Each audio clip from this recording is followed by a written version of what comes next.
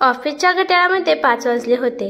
कार्तिकचा मित्र सुशांत तिथे आला आणि त्याला म्हणाला की तुला घरी जायचं नाही का? घड्याळात बघ 5 वाजून गेले आहेत. कार्तिक म्हणाला की खरंच 5 वाजले आहेत. सुशांत म्हणाला की अरे तुझी तर कमालच आहे. घरात नुकतंच लग्न झालेली बायको बसली आहे आणि तुला तर माहीतच होत नाही की घड्याळात 5 वाजले आहेत. अरे हे तर तुझे सुखाचे दिवस आहेत. अरे सगळे घड्याळात 5 कधी वाजतील याची वाट पाहत आहेत आणि तू तर जगावेगळाच आहेस. आणि सुशांत हसू लागला. सुशांतचं हे हसणं बघून त्याच्या मनाला खूप वाईट वाटत होतं. कार्तिक त्याला म्हणाला की माझं थोडं काम बाकी आहे, तू पुढे चल, मी लगेच येत आहे. ठीक आहे म्हणून सुशांत तेथून निघाला आणि कार्तिक रिलॅक्समध्ये खुर्चीला डोकं ठेवून काहीतरी आठवू लागला. तो विचार करतो की आता मी हे सुशांतला कसं सांगणार की घरात नवीन नवरी बायको असल्यामुळे तर मी घरी जाण्यासाठी टाळत आहे. त्याच्या अंतर्मनात जो उत्साह असतो तो कुठेतरी मरून गेला होता. तो विचार करतो की बाबांनी पण माझ्या गळ्यामध्ये असं लोणं बांधलं आहे की त्याला मी सोडू सुद्धा शकत नाही आणि आनंदाने ते गळ्यात घेऊन हिंडू पण शकत नाही. त्याला तर लग्नच करायचं नव्हतं. लग्न करण्याची त्याची इच्छाच होत नव्हती. तो तर त्याचा शॉक पाडण्यातच एक्सपर्ट होता. जसं की त्याला क्रिकेट आवडत होतं, तो क्रिकेट खेळत होता. शिवाय त्याला ड्रॉइंग आवडत होती, तो ड्रॉइंग पण करत होता आणि गाणे पण म्हणत होता. या सगळ्यामुळे त्याने कधी त्याच्या लग्नाबाबत विचारच केला नाही. अशा वेळी त्याला त्याच्या बाबाचा फोन आला. त्याचे बाबा त्याला म्हणाले की कार्तिक बाळा, तुझ्यासाठी एका मुलीचं स्थळ आलं आहे. आम्ही मुलीला पाहिलं आहे, चांगल्या खानदानामधून आहे. शिवाय ग्रॅज्युएशन पण तिचं पूर्ण झालं आहे. माझ्या मित्राची केशवरावाची मुलगी आहे. तिचा फोटो मी तुला सेंड करत आहे. आणि त्याच्या वडिलांनी फोन ठेवून दिला. त्यानंतर कार्तिकने फोन घेतला आणि बाबाने पाठवलेला मुलीचा फोटो पाहू लागला. त्याने पाहिलं की मुलगी तर फोटोमध्ये छान दिसत आहे. त्याने ठीक आहे म्हणून त्याच्या बाबाला मेसेज पाठवला. 2 महिन्यानंतर त्याच्या बाबाने त्याच्या लग्नाची तारीख काढली. कार्तिकचा मित्र सुशांत आणि मानव दोघे पण त्याला चिडवत होते की कमीत कमी मुलीला समोरून पाहायचा आणि मग लग्नाला होकार द्यायचा असतो. कार्तिक त्याच्या मित्रांना म्हणतो की अरे माझ्या बाबाने माझ्यासाठी मुलगी पसंत केली आहे तर मी तर मग ते माझ्यासाठी आंधळी लंगडी मुलगी कशी निवडू शकतात? मला माहीत आहे बाबाने माझ्यासाठी एकदम परफेक्ट मुलगी पाहिली असेल. पण कार्तिकने जसा विचार केला तसा त्याच्या बाबतीत काहीच घडलं नाही. त्याची बायको गौरी लग्नाच्या पहिल्या रात्री खोलीमध्ये त्याची वाट पाहत बसली होती. जेव्हा तो खोलीमध्ये आला तेव्हा त्याने प्रथम गौरीला समोरून पाहिलं होतं. तिला पाहिल्यानंतर त्याला धक्काच बसला, कारण कार्तिकने त्याच्या मनात गौरीची एक झलक महसूस करून ठेवली होती. त्याला वाटत होतं की गौरी नाकी डोळी छान, गोरी पानानी सुंदर असेल. पण तसं गौरी सर्व गुण संपन्न होती, पण तिचा कलर जरासा सावळा होता आणि त्या सावळ्या रंगामुळे सगळं विस्कटून गेलं. त्यावेळेस तो गौरीला काही म्हणाला नाही. पण सकाळच्या वेळी तो त्याच्या बाबासोबत भांडण करू लागला. बाबा, तुम्ही माझ्यासाठी कसली मुलगी शोधून आणली आहे? तुम्ही परफेक्ट मुलगी शोधत असता म्हणून मी न बघताच लग्नाला होकार दिला. त्याचे बाबा त्याला म्हणाले की काय झालं? काय कमी आहे त्या मुलीमध्ये? लंगडी आंधळी पांगळी आहे का? त्याचे बाबा त्याला रागात पाहत म्हणाले. कार्तिक म्हणाला की तुम्ही तर फक्त तिचे गुण पाहिले, पण तिचा रंग तुम्ही पाहिला नाही.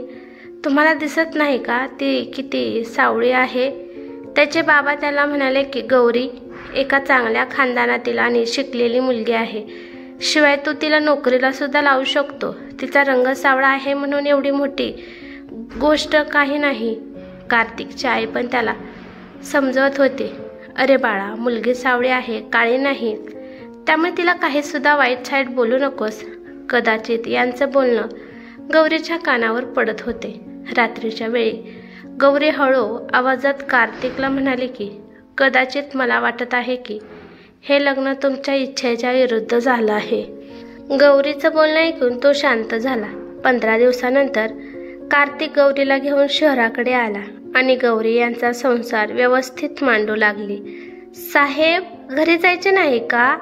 अचानक शिपाई काकाचा आवाज ऐकून कार्तिक विचारातून बाहेर आला.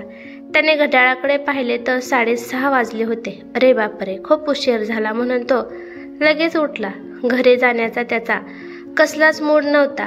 कार्तिकच्या लग्नाला 20 दिवस झाले होते आणि अजून त्याच्या मित्राने त्याच्या बायकोला गौरीला पाहिलं नव्हतं. त्याचे मित्र त्याची नवीन बायको पाहण्यासाठी ते तुझ्या घरी आम्ही येतो असे म्हणत होते, पण तेव्हा काही ना काही कारण सांगून कार्तिक त्यांना टाळत होता.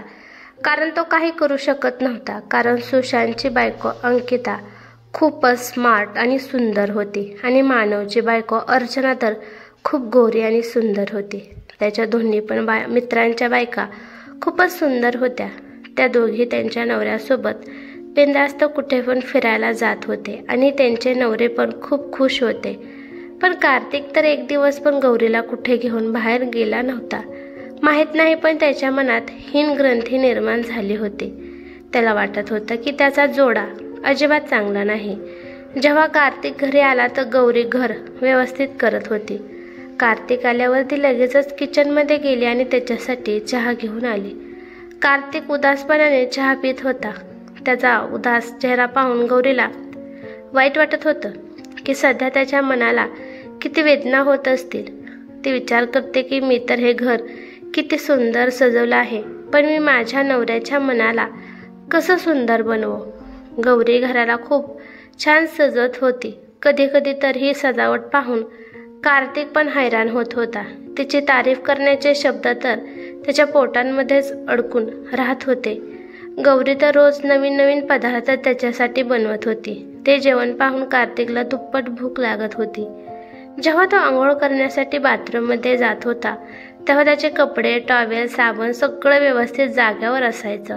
बघता बघता कार्तिकच्या मनात तिच्याबद्दल प्रेम निर्माण होऊ लागलं होतं. पण जुन्या आठवणी त्याच्या मनात यायच्या आणि मग तो विचार करायचा की हे सगळं काम तर नोकर पण करू शकतो. एक दिवस संध्याकाळच्या वेळी कार्तिक थकून घरी आलाच होता तर त्याने पाहिलं की त्याच्या दारावर त्याचे दोन्ही पण मित्र त्याच्या बायकोसोबत नटून थटून त्यांच्या घरी त्याला न सांगता आले होते. आणि त्याचा मित्र सुशांत म्हणाला की कार्तिक, तू आज आमच्या हातून निसटणार नाहीस. त्या सगळ्यांना पाहून तर कार्तिक एकदम दंग झाला होता. तो विचार करतो की जेव्हा हे माझ्या बायकोला गौरीला पाहतील तेव्हा तिला पाहून हे सगळे काय विचार करतील.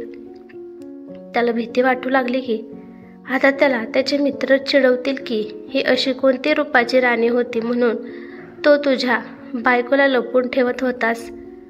पण त्याने मनातील भाव लपवून तोंडावर हसू आणले. तो म्हणाला की या या या खूप चांगलं झालं की तुम्ही सगळे एकत्र आला आहात. मानव म्हणाला की आज खरं तर आम्ही आमच्या वहिनीला भेटण्यासाठी खास आलो आहे. सगळे मिळून हॉलमध्ये येऊन बसले.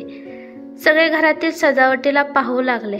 सुशांत म्हणाला, अरे यार, तुझ्या घराची तर कायापालटच झाली आहे. तेव्हा खोलीमधून गौरी हसतच बाहेर आली आणि सगळ्यांना म्हणाले की तुम्ही बसा गप्पा मारत, मी आता लगेच चहा पाणी घेऊन येते. सुशांत म्हणाला की वहिनी, तुम्ही पण हेच विचार करताना की कसले माझ्या नवऱ्याचे मित्र आहेत, अजून मला पाहण्यासाठी आले नाहीत, त्यासाठी आम्ही आलो आहे. आम्ही तर खूप वेळा कार्तिकला म्हणालो होतो की तुझ्या घरी आम्ही येणार आहे, तर तो काही ना काही बहाणा सांगत होता. तोपर्यंत सुशांतची बायको अंकिता म्हणाली की अगं गौरी, तू तर गार्डनिंग खूप छान पद्धतीने करते. आमच्या बगीचामध्ये पण खूप फुले आहेत, पण त्याने मला सजावटच करता येत नाही. मला तू शिकवशील का? गौरी म्हणाली की यामध्ये शिकण्यासारखं काही नाही. मनामध्ये इच्छा असेल ना, आपोआपच सगळं काही घडत असतं. लगेचच असं म्हणून गौरी किचनमध्ये गेली.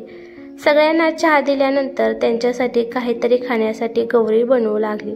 तिने मस्तपैकी गरम गरम सगळ्यांसाठी समोसे बनवले आणि शिरा पण बनवला होता. मानव हसत म्हणाला की वहिनी, तुम्ही माणूस आहात का इंजिन? एवढं सगळं तुम्ही एवढ्या लवकर कसं काय बनवलं?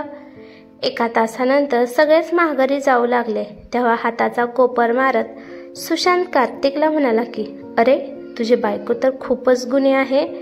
कार्तिकला खरं काय हे समजतच नव्हतं. नेमकं सुशांत चेष्टा करत म्हणत आहे का की खरंच गौरी चांगली आहे हे त्याला काही कळाले नाही. सुशांत आणि सुशांतची बायको कार्तिक आणि गौरीला म्हणाले की आता तुम्ही पण आमच्या घरी या. आणि नंतर सुशांत म्हणाला की पण तुम्ही तारीख न वार सांगून या, नाहीतर कधी पण आला तर तुम्हाला भाकर आणि चव नसणारी भाजीच खावावी लागेल. कारण आमच्या मॅडम तर दररोज असे चव नसणारे जेवण बनवत असतात. कधी कधी तर फक्त डाळ भात खाऊनच आम्हाला पोट भरावे लागते. मानव पण म्हणाला, हो हो, कधी तर मला उपाशी पोटी झोपावे लागते. या मॅडमला एवढी मेकअप करायची आणि फिरण्याची सवय आहे की हिचं घरात अजिबात लक्ष नाही. तुम्ही पण आमच्या घरी या, असे म्हणून ते सगळे निघून गेले. ते सगळे गेल्यावर गौरी घर व्यवस्थित करू लागली. कार्तिक तिथेच एका खुर्चीवर बसला आणि हळूच तो गौरीकडे पाहू लागला आणि विचार करू लागला की खरंच मला एवढी चांगली आणि गुणाची बायको मिळाली आहे का? त्याला गौरीवर दया येऊ लागली. बघता बघता लग्नाला 2 महिने झाले होते, परंतु त्याने अजून तिला स्पर्श पण केला नव्हता आणि कुठे घेऊन पण गेला नव्हता.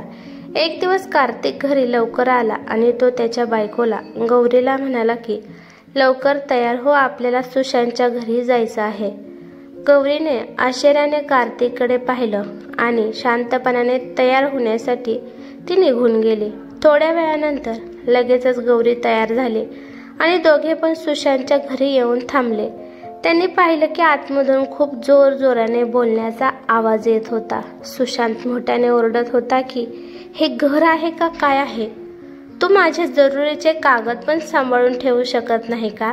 आपल्या चिकूने सगळे पेपर फाडले आहेत.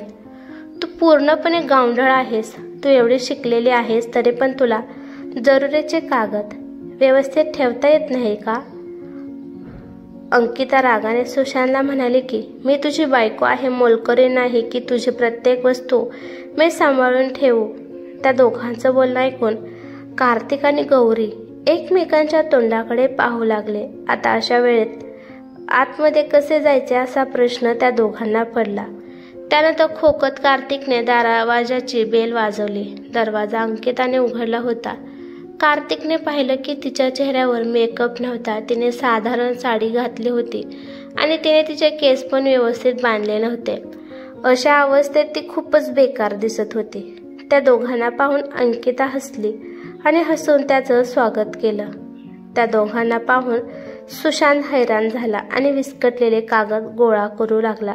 अरे कार्तिक, कसं काय आलास? आज रस्ता चुकला आहेस का? कार्तिक आणि गौरी सोफ्यावर बसले. तो म्हणाला की असंच जरा सगळ्यांशी भेटून यावं म्हणून आलो आहे. कार्तिकने घरात पाहिलं तर सगळीकडे सामान अस्तव्यस्त पडलं होतं. तसं पण कार्तिक नेहमी सुशांतच्या घरी येत होता, पण आज लग्न झाल्यावर तो पहिल्यांदाच त्याच्या घरी आला होता. या 2 महिन्यात गौरीने त्याचं खूपच छान घर ठेवलं होतं, त्यामुळे आता त्याला विस्कटलेलं दिसत होतं. नकळत तो अंकिता आणि गौरी यामध्ये तो फरक करू लागला. त्याने पाहिलं की अंकिता कशी त्याला उलट उत्तरे देत होती. त्याला समजलं होतं की मेकअप करून अंकिता सुंदर दिसत होती, परंतु आता तिचं खरं रूप त्याला दिसत होतं की तिच्या तोंडावर किती फोड आले आहेत. पण गौरीच्या तोंडावर एक पण फोड आला नव्हता. त्याला कळालं होतं की गौरी किती सुशील आणि संस्कारी आहे. त्याच्यासोबत किती आदराने बोलत असते. सावळा जरी रंग असला तरी ती नेहमी एकदम फ्रेश दिसत असते आणि घर पण किती सुंदर ठेवते. जेव्हा पण त्याला कोणी मित्र तुझे घर किती व्यवस्थित आणि सुशोभित आहे अशी तारीफ केली तर त्याची छाती गर्वाने फुलत होती. तेव्हा ट्रेमध्ये अंकिता चहा आणि बिस्किट घेऊन आली. सुशांत म्हणाला की अगं अंकिता, आपल्या घरी पहिल्यांदाच गौरी आणि कार्तिक आले आहेत, तर त्यांच्यासाठी काही स्पेशल बनव.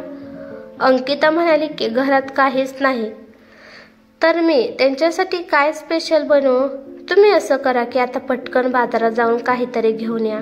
कार्तिक म्हणाला की नको नको, असं पण यावेळी मला आता काहीच खाण्याची इच्छा नाही. त्याला आठवलं की कधी पण अचानक पाहुणे आले तरी घरात काही वस्तू असायच्या, त्यातूनच गौरी मस्तपैकी पदार्थ बनवून सगळ्यांसमोर आणून ठेवत असायची आणि प्रत्येकजण तिच्या जेवणाची तारीफ करत असायचे.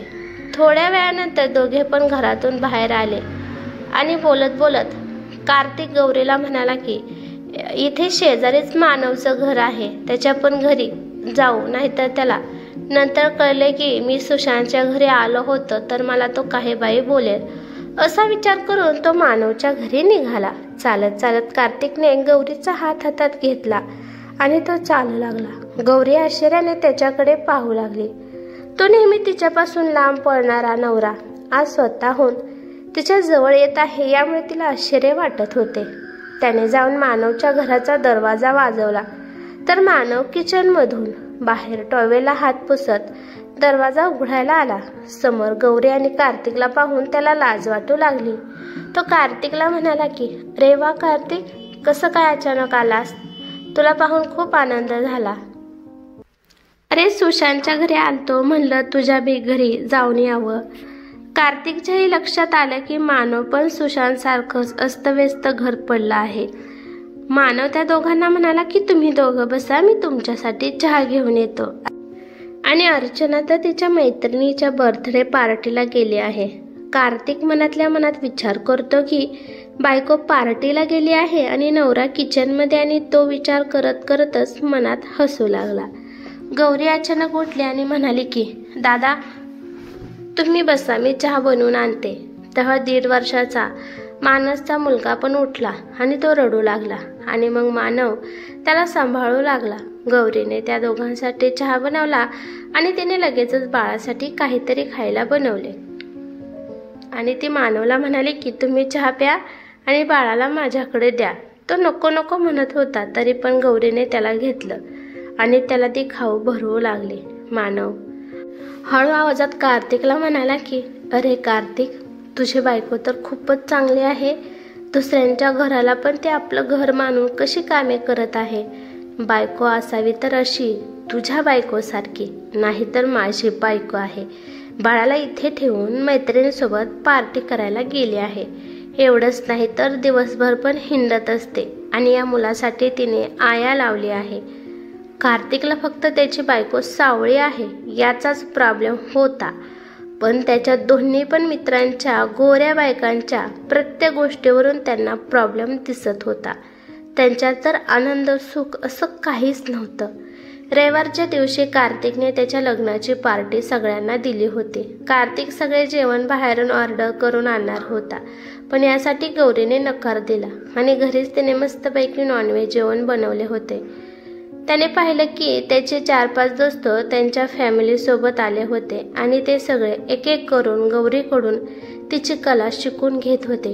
कोणी तिने काढलेल्या रांगोळीबद्दल विचारत होते, तर तिने बनवलेला पदार्थाबद्दल रेसिपी विचारत होते, तर कोणी तिचे दाट केसांबद्दल तिला शॅम्पू विचारत होते. सुशांत म्हणाला, वहिनी, त्या दिवशी जसा तुम्ही चहा बनवला होता त्याच्या हातची अजून चव माझ्या जिभेवर रेंगाळत आहे. किती छान चहा बनवला होता. सगळे मिळून गप्पा मारत होते आणि गौरी किचनमध्ये जाऊन सगळ्यांसाठी चहा बनवू लागली. त्यानंतर तिने सगळ्यांना चहा दिला. मग मानव म्हणाला की, वहिनी, आता एक गाणं म्हणा. गौरी म्हणाली की, मला गाणं म्हणता येत नाही. पण सुशांत म्हणाला की, नाही वहिनी, तुम्ही गाणं म्हणाले पाहिजे. सगळ्यांनी मिळून हट्ट केला आणि मग गौरी गाणं म्हणू लागली. तिचा गोड आवाज ऐकून सगळे मंत्रमुग्ध झाले आणि इकडे कार्तिक तिचे सर्व गुण पाहून आश्चर्यचकित झाला होता. शिवाय तिला एवढे छान गाणे पण म्हणता येते याबाबतीत त्याला माहीत पण नव्हते. आता कार्तिक वेगळ्या नजरेने तिच्याकडे पाहू लागला. त्याने पाहिले की खरंच त्याची बायको किती सुंदर आहे. तर तिचा रंग सावळा असला तरी ते नाकी डोळे किती छान आहे, तिचे केस किती दाट आहेत. त्याला तिचे गुण दाखवू लागले की या सावळ्या रंगाच्या पडद्याच्या आड तिचे किती गुण आहेत, हे मात्र मी का पाहू शकलो नाही. पार्टी संपल्यावर सगळे आपापल्या घरी गेले. आज पहिल्यांदा गौरीला कार्तिकच्या चेहऱ्यावर खूप आनंद दिसत होता.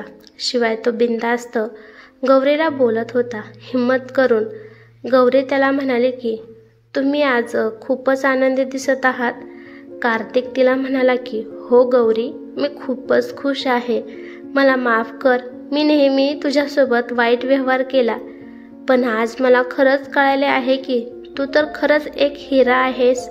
आणि त्याने तिचा हात घेत म्हणाला की, मी तर नेहमी तुझी तुलना दुसऱ्यांसोबत करत राहिलो, पण हे विसरलो की तू तर सगळ्यांपेक्षा खूप वेगळी आहे. तुझ्यासारखं तर कोणीच नाही. आणि असं म्हणून आनंदाने त्याने तिला मिठीत घेतलं आणि आपल्याबद्दल आपल्या नवऱ्याने केलेली तारीफ ऐकून गौरीला पण फार आनंद झाला. तिने पण तिच्या नवऱ्याला घट्ट आवळून धरले.